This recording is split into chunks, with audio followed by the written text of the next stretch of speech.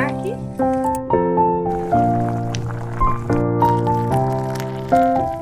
যেগুলো খেয়েছিলাম সেগুলো সাজছে। সুজি সরু চুগলি, এটা তো তার মাছ।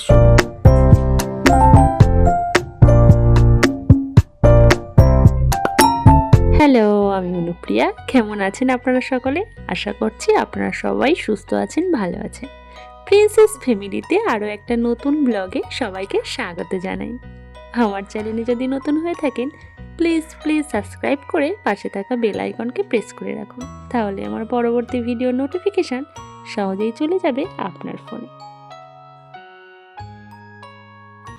অনু, তাহলে খাওয়া দাওয়া কি আর টিফিনের ব্যবস্থা? টিফিনে রয়েছে সুজির সরু চুগলি।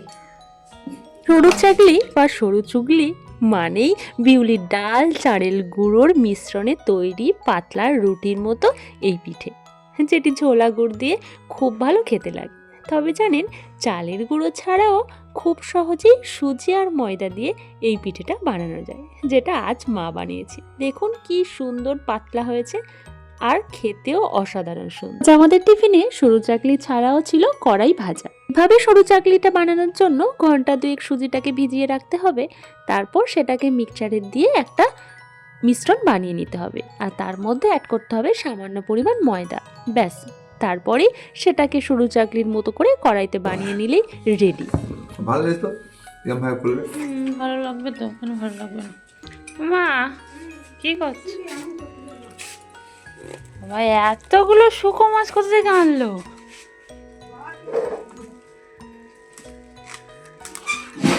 অনেক বড় বড় তো।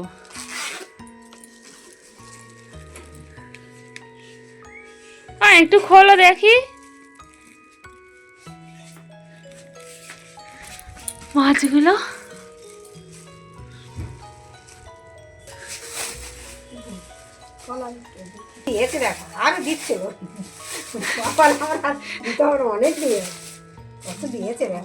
অনেক মাছ, কি সুন্দর পরিষ্কার।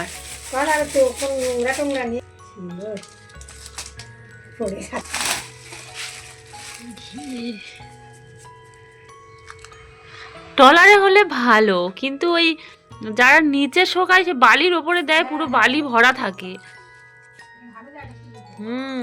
ওই জন্য ভালো। আর এমনি যারা বিক্রি করে ওরা তো সেই ওষুধ দিয়ে শুকনো করে যাতে গন্ধটা না বেরোয়, না মা? ঠিক আছে, ওই জন্য বাবা সকালবেলা বেগুন এনেছে, বেগুন দিয়ে আলু দিয়ে আর এই মাছ হবে। এই মাছটা দেখি এইভাবে রাখি এর মধ্যে, আর কি করা যাবে। বাঙালি সংস্কৃতির একটি অবিচ্ছেদ্য অংশ হলো শুটকি মাছ, যা তার বিশেষ গন্ধ ও তীব্র গন্ধের জন্য পরিচিত। বিশেষত বাংলাদেশ ও পশ্চিমবঙ্গের উপকূলীয় অঞ্চলে এবং উত্তরবঙ্গে শুটকি মাছ অত্যন্ত জনপ্রিয়। শুটকিতে প্রচুর পরিমাণে প্রোটিন থাকে, যা শরীরের গঠন ও শক্তির জন্য উপকারী। এছাড়াও এতে ভিটামিন ডি, ক্যালসিয়াম ও ফসফরাস থাকে, যা হাড় ও দাঁত মজবুত করে। অনেকেই শুটকি মাছ খেতে ভালোবাসেন, কিন্তু রান্নায় গন্ধের জন্য কষ্ট পান। তাদের জন্য ঘরোয়া কিছু টিপস আমি দিয়ে রাখছি। আপনারা চাইলে এইভাবে শুটকি মাছ রান্না করতে পারেন, তাহলে গন্ধ অনেকটাই কমে যাবে। প্রথমেই দেখুন, মাছটাকে সুন্দর করে কেটে নিতে হবে, পেট ও মাথাটাকে ফেলে দিতে হবে। প্রথমত বলে রাখি, ভালো করে জল গরম করে গরম জলের মধ্যে মাছটাকে প্রায় 20 মিনিট ভিজিয়ে রাখুন। এতে শুটকি মাছের গন্ধ ও অতিরিক্ত লবণ দূর হয়। তারপর আপনারা ব্যবহার করতে পারেন বেশি পরিমাণে আদা রসুন পেস্ট, তাহলে গন্ধ কাটতে অত্যন্ত কার্যকর হবে। এমনকি ব্যবহার করতে পারেন সামান্য পরিমাণ ভিনিগার, গন্ধ দূর করার জন্য। এদিকে শুটকি মাছের জন্য আলু আর বেগুনটা কেটে দিচ্ছিল, আর আমি ততক্ষণে অন্যদিকে মাছগুলো ভাজা করছিলাম।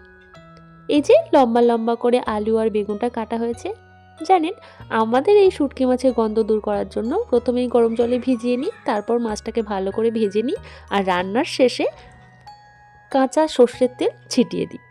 তাতে স্বাদটাও খুব ভালো হয় আর গন্ধটা অনেক কমে যায়। আজ রান্না হচ্ছিল মাছের ঝোল, আর ওই যে বেগুন আলু দিয়ে শুটকি মাছ আর একটা সবজির তরকারি। হঠাৎ করেই আমাকে একটু বেরোতে হলো, তাই আমি মাছের ঝোল আর ভাতটা বানিয়ে চলে গিয়েছিলাম। আর মাকে একটু হেল্প করে দিয়েছিলাম, মানে সবজি টবজিগুলো ধুয়ে এসব দিয়েছিলাম, বাকি রান্নাটা মাই করেছিল। তাই আপনাদের আর শুটকি মাছের রেসিপিটা দেখানো হয়নি, পরে একটা সময় অবশ্যই দেখিয়ে দেব।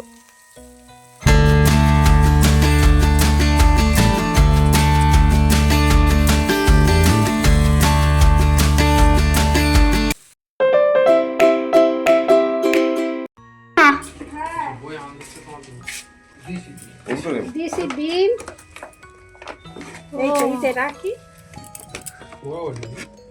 হ্যাঁ, বলছে একদম দেশি, মানে কোনো ইয়ে না। কিসের সাথে দিয়েছে? গুঁড়ো তুষ? গুঁড়ো গুঁড়ো অনেকগুলো তো দেখে মনে হয়। ভেঙে যাবে বলে।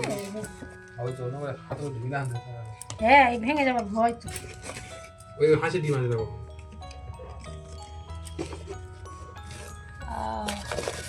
হাঁসের ডিম যেগুলো খেয়েছিলাম সেগুলো সাজছে, এখানে 4টে আছে, আর এইগুলো তো অনেক।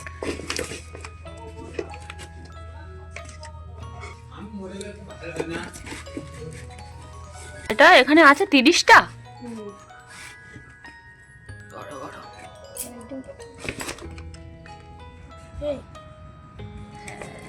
হাঁসের ডিমগুলো একটু বেশি বড় বড়।